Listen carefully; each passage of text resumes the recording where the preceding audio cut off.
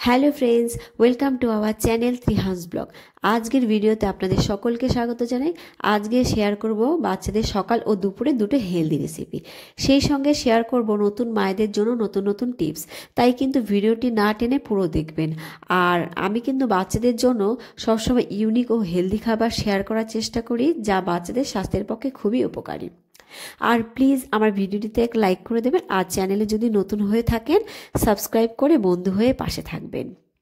তো যাই হোক, অনেক বেশি কথা হয়ে গেল। এইবারে কিন্তু আমি চলে যাব আমার মূল ভিডিওর দিকে। তো আমি দেখে নেওয়া যাক আজকের প্রথম রেসিপিটি।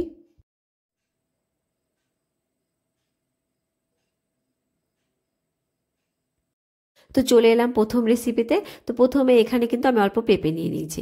আমি কিন্তু গোটা একটা পেঁপেকে 30 মিনিট নুন জলে ভিজিয়ে রেখেছিলাম, তারপরে পেঁপেটিকে কেটে নিয়েছি। এইবারে কিন্তু আমি পেঁপের খোসা ভালো করে ছাড়িয়ে নেব। আর আমি কিন্তু একটু মোটা করে খোসাটা ছাড়াবো, না হলে কিন্তু বাচ্চাদের পেঁপেটা তেতো লাগবে। আর বাচ্চাকে খাওয়ানোর আগে কিন্তু অবশ্যই খেয়াল করবেন পেঁপেটা যাতে পাকা হয়, না হলে কিন্তু বাচ্চাদের পেটে ব্যথা হবে। তো এখানে কিন্তু আমার খোসা ছাড়ানো প্রায় হয়ে গেছে। এইবারে কিন্তু আমি যে বীজের যে সাদা অংশটা থাকে সেই অংশটাও কিন্তু ভালো করে ছাড়িয়ে নেব। আর বাচ্চাদের খাওয়ানোর আগে কিন্তু অবশ্যই এই সাদা অংশটা পরিষ্কার করে তারপরেই বাচ্চাকে পেঁপে খাওয়াবেন। তো এখানে কিন্তু আমার সাদা অংশটা পরিষ্কার হয়ে গেছে। এইবারে কিন্তু আমি পেঁপেগুলোকে ছোট ছোট পিস করে নেব। তো এখানে কিন্তু আমার পিস করাও হয়ে গেছে। এবারে কিন্তু আমি ব্লেন্ডারের ভিতরে এই পেঁপের টুকরোগুলোকে দিয়ে নিচ্ছি। তো পেঁপেগুলো দেওয়া হয়ে গেছে। এইবারে কিন্তু আমি এখানে দিয়ে দেবো অল্প গরম জল। আপনারা চাইলে কিন্তু এখানে দুধ ব্যবহার করতে পারেন অথবা টক দই ব্যবহার করতে পারেন। তো জল দেওয়া হয়ে গেছে। এইবারে আমি ব্লেন্ডারের ঢাকনাটা আটকে এটার একটা পিউরি তৈরি করে নিয়ে ফিরে আসছি। তো দেখুন এখানে পেঁপের পিউরিটা রেডি হয়ে গেছে। এইবারে কিন্তু আমি একটা বাটিতে ঢেলে নিচ্ছি। বাচ্চাকে কিন্তু 7 মাস থেকে আপনারা পেঁপে খাওয়াতে পারেন, তবে কিন্তু প্রথম প্রথম পেঁপে খাওয়ালে বাচ্চাকে কখনোই খুব বেশি পেঁপে খাওয়াবেন না। আর লক্ষ্য করবেন বাচ্চার পেঁপের স্বাদ পছন্দ হচ্ছে কিনা। যদি বাচ্চার পেঁপের স্বাদ পছন্দ না হয় বা অস্বস্তি বোধ করে বাচ্চা পেঁপে খেলে, তাহলে কিন্তু অবশ্যই পেঁপেটা বাচ্চাকে একদমই খাওয়াবেন না। তো এবারে দেখতেই পাচ্ছেন এখানে আমি একটা ছোট কলা নিয়ে নিয়েছি। এইবারে কিন্তু আমি কাঁটা চামচের সাহায্যে ভালো করে কলাটাকে ম্যাশ করে নিচ্ছি। তো এখানে কিন্তু আমার কলাটা ম্যাশ করা হয়ে গেছে। এইবারে আমি পেঁপে পিউরির সঙ্গে কলাটাকে মিশিয়ে নিচ্ছি।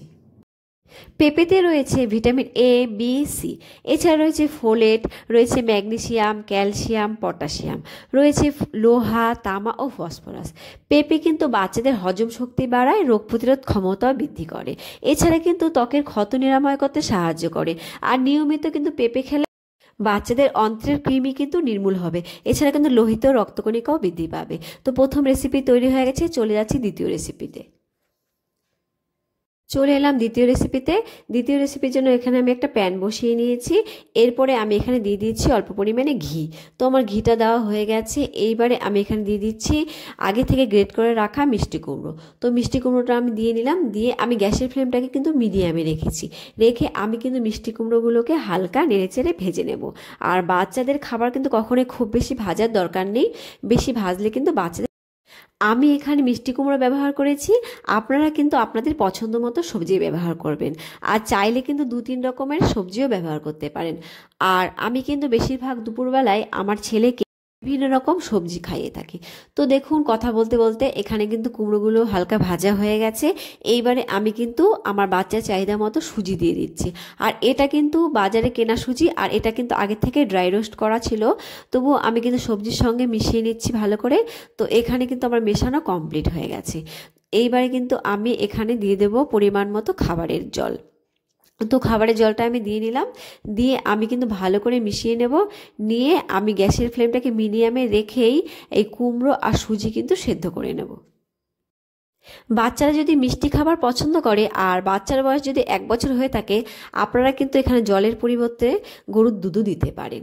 তো যাই হোক, এখানে আমি এবারে দিয়ে দিচ্ছি গোলমরিচ গুঁড়ো। তো গোলমরিচ গুঁড়োটা দিয়ে নিলাম। এবারে আমি দিয়ে দেবো অল্প পরিমাণে পিঙ্ক নুন। তো আমি নুনটা দিয়ে নিয়েছি। দিয়ে আমি ভালো করে কিন্তু একটু মিশিয়ে নেব। বাচ্চারা কিন্তু ঝাল খাবার খেলে আপনারা এইভাবেই বানাতে পারেন। বাচ্চার বয়স 1 বছরের কম হলে আপনারা কিন্তু নুনটা স্কিপ করে যাবেন। তবে আমি কিন্তু আমার বাচ্চাকে 6 মাস থেকে অল্প করে নুন খাওয়াই। আমার ছেলে ডাক্তার বলেছে যে 6 মাস থেকেই বাচ্চাকে অল্প করে নুন খাওয়ানো দরকার, না হলে নাকি আয়োডিনের ঘাটতি হয়। আর আপনারা কিন্তু অবশ্যই আপনাদের ডাক্তারের পরামর্শ অনুযায়ী বাচ্চাকে নুন খাওয়াবেন। এইবারে কিন্তু আমি চেক করে নেব যে কুমড়োগুলো সেদ্ধ হয়েছে কিনা। তো দেখুন এখানে কুমড়োগুলো খুব সুন্দরভাবে সেদ্ধ হয়ে গেছে। আর আমি সুজিটা আর একটু পরিমাণ শুকিয়ে নেব, কারণ আমার ছেলে কিন্তু একটু শুকনো শুকনো খেতে ভালোবাসে, আর আপনাদের বাচ্চা যেমন খেতে ভালোবাসে সেই বুঝেই কিন্তু আপনারা নামাবেন। আর সুজিতেও কিন্তু রয়েছে ক্যালসিয়াম, আয়রন, রয়েছে ম্যাগনেসিয়াম, ফসফরাস, পটাশিয়াম, রয়েছে সোডিয়াম, এছাড়াও রয়েছে ভিটামিন, জিঙ্ক এবং রয়েছে ফোলেট। আর 100 গ্রাম সুজিতে কিন্তু রয়েছে 300 কিলো ক্যালোরি শক্তি। তো সুজিটা হয়ে গেছে, এইখানে আমি একটা বাটি নিয়ে নিলাম। এবারে আমি সুজিটা ঢেলে নিচ্ছি। আর সুজিতে যেহেতু আয়রন রয়েছে তাই কিন্তু হিমোগ্লোবিনের মাত্রাটা কিন্তু সুজি খেলে ঠিক থাকবে। এছাড়া জিঙ্ক রয়েছে, যা বাচ্চাদের কিন্তু মুখে রুচি ফেরাতেও সাহায্য করে। আর এই খাবারটা কিন্তু বাচ্চাকে দুপুর বা রাত যে কোনো সময় আপনারা খাওয়াতে পারেন। আর দেখতেই পেলেন কত তাড়াতাড়ি খাবারটা তৈরি হয়ে গেল। তো আমার দ্বিতীয় রেসিপিটাও কিন্তু এখানে রেডি হয়ে গেল। তো আজকের ভিডিও কিন্তু এই পর্যন্ত, দেখা হবে নেক্সট ভিডিওতে।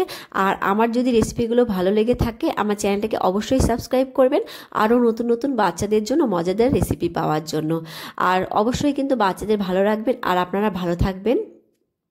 আমার ভিডিওটা পুরো দেখার জন্য আপনাদের অসংখ্য অসংখ্য ধন্যবাদ। Bye bye.